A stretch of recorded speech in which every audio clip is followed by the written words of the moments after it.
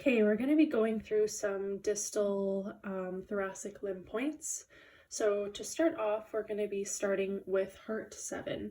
And heart 7 is going to be lateral, on the lateral carpus, lateral to the flexor carpi ulnaris and the superficial digital flexor tendon.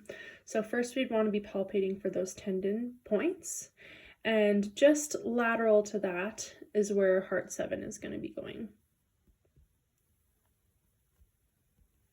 Right there.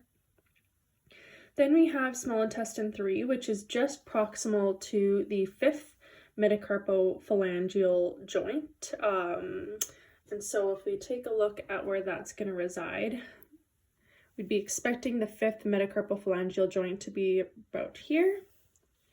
And so just proximal to that point is where we're going to have small intestine 3. Now, heart 8 is between the 4th and the 5th metacarpals deep to the pad. So this will actually require us to imagine sort of where the paw pad is going to be. And between 4th and 5th digits, we'd want to be just sneaking deep to the paw pad there for heart 8. Then we have pericardium 8, which is between the 2nd and 3rd metacarpals, also deep to the pad. So we had it between the 4th and the 5th on this side, and now between the 2nd and the 3rd on this side is where we're going to have our pericardium 8, angled deep to the imagined pad there. Heart 9 is going to be on the radial aspect of the nail bed of the 5th digit. So again, we'll just do a little bit of an imagining here that our 5th digit is going to be around this region, and on the radial, most lateral aspect of the nail bed is where we would have heart 9. Now, if we switch gears to the medial aspect, we're going to have a couple lung points here. So we're going to have lung 7 and lung 9. So lung 7 is going to be just radial to the, or just proximal to the radial styloid process on the inside of the limb here. So we're going to just be palpating for the flare out of the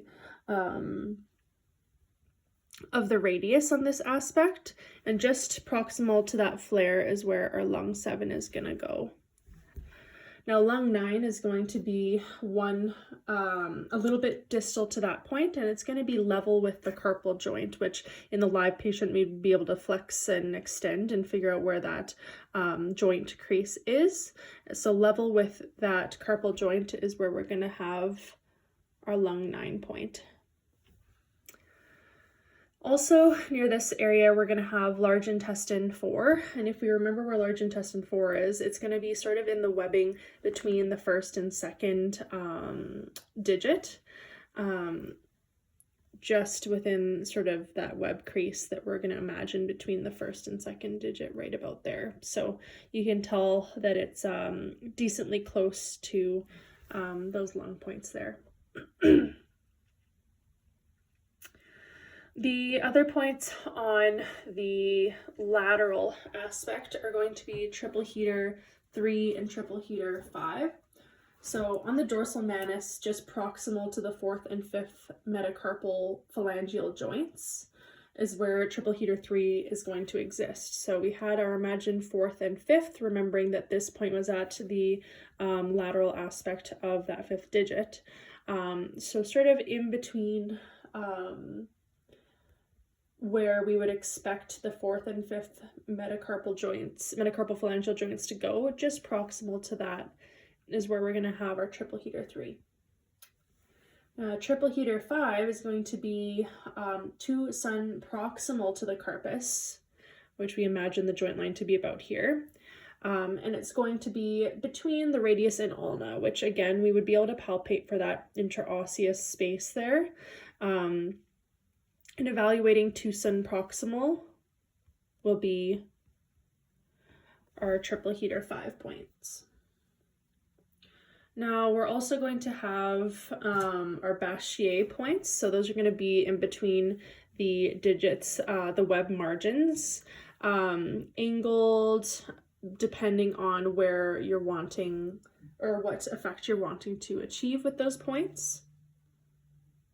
Whether that's more parallel to the ground or at a sort of distal angle there. So Bachier points. And then finally, we're going to have our Heart 9 point. And so Heart 9 is going to be on the radial aspect of the radial bed of the 5th digit of the manus. Oh, and we already have that guy there. So that was the point that we already had in there. And those make up most of the distal forelimb digit points, forelimb